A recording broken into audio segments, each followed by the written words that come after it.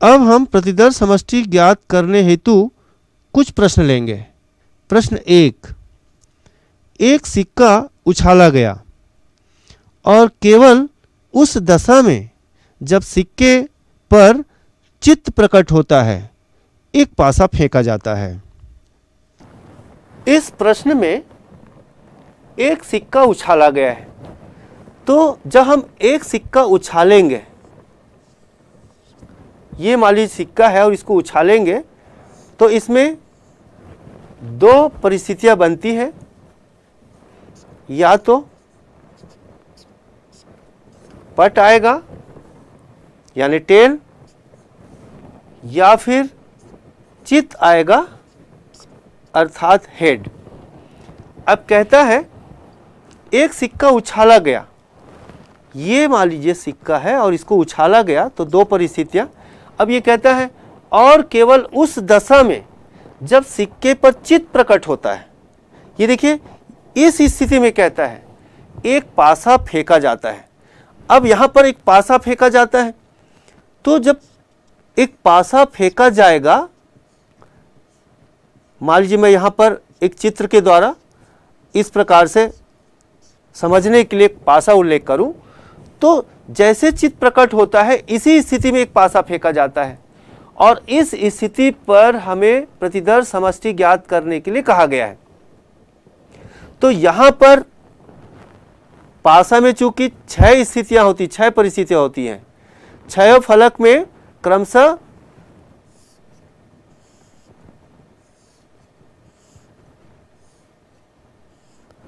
इस प्रकार के 1 2 3 4 5 6 ये 6 स्थितियां पासे की एक फेंक में आ सकती हैं। तो अब इसमें हमें जब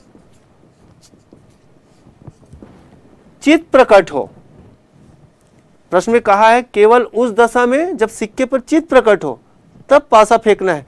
तो ये स्थितियां क्या बन रही हैं? H1, तो यहां हम लिख सकते हैं H1, फिर H2, फिर H3, फिर H4, H5, H6। तो इस प्रकार आप देख रहे हैं यहां जो प्रतिदर्श समष्टि बनता है, अतः अभिष्ट प्रतिदर्श समष्टि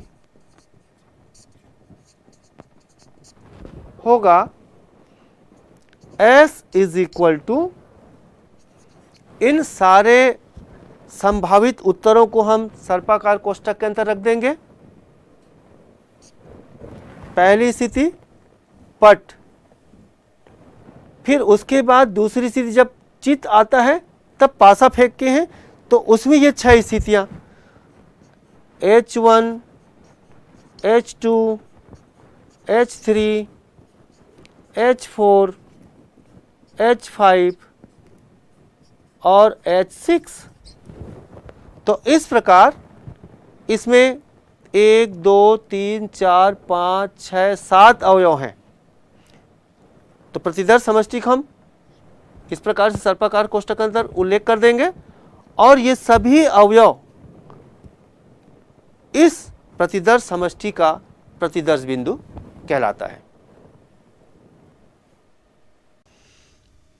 प्रश्न 2, एक परीक्षण में एक सिक्के को उछाला जाता है और यदि उस पर चित्त प्रकट होता है तो उसे पुनः उछाला जाता है। यदि पहली बार उछालने पर पट प्राप्त होता है तो एक पासा फेंका जाता है। प्रतिदर्श समष्टि ज्ञात कीजिए। अब इस दूसरे उदाहरण पर विचार करते हैं। इसमें कहा गया है एक परीक्षण में एक सिक्के को उछाला जाता है। तो हम जब एक सिक्के को उछालते हैं, तो जैसे कि पूर्व के प्रश्न में आपने देखा था, ये सिक्का, और ये कहता है यदि उस पर चित्त प्रकट होता है, केवल एक स्थिति को कहा जा रहा है। ध्यान से सुने, एक परीक्षण में एक सिक्के को उछाला जाता है और यदि उस पर चित्त प्रकट होता है तो यहां पर मान लीजिए ये चित्त है, यानी हेड, तो उसे पुनः उछाला जाता है। चित्त प्रकट हुआ तो सिक्का फिर पुनः उछाला जाता है।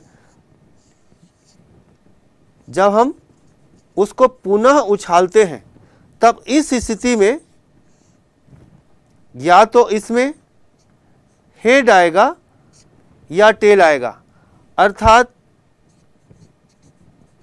चित्त या पट। अब ये कहता है यदि पहली बार उछालने पर पट आता है, ध्यान से सुने यहाँ पर, उसे पुनः उछाला जाता है, और यदि पहली बार उछालने पर पट प्राप्त होता है, ये पट प्राप्त होता है, तो एक पासा फेंका जाता है। अब यहां पर पासा फेंका जाता है, ये पासा फेंका गया यहां पर जब पट प्राप्त होता है। तो अब इसमें कितनी स्थितियां होती हैं? जहां पर 6 स्थितियां होती हैं इनके साथ, पट के साथ इनके 6 स्थितियां हम मान लो यहां पर ऐसे सीखने के लिए इस प्रकार से अंकित कर दें, 1 2 3 4 5 एंड 6। तो प्रतिदर्श समष्टि ज्ञात कीजिए। तो प्रतिदर्श समष्टि अभीष्ट प्रतिदर्श समष्टि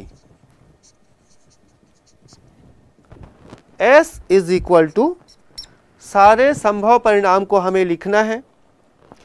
तो यहां से हमारा शुरू होता है HH, पहला संभावित परिणाम HH, फिर उसके बाद HT। अब जब T यानी पट आता है तब पासा फेंका जाता है। तो इस में संभावित परिणाम देखिए, यहां से हम इसको समझ सकते हैं, T1, फिर T2, T3, T4, T5, T6। तो इसको आप यहाँ लिख दीजिए। सभी संभावित परिणामों को हम यहाँ पर एक साथ लिखेंगे, T1, T2, T3, T4, T5 and T6। और इस प्रकार से हम इसका अभीष्ट प्रतिदर्श समष्टि लिख सकते हैं।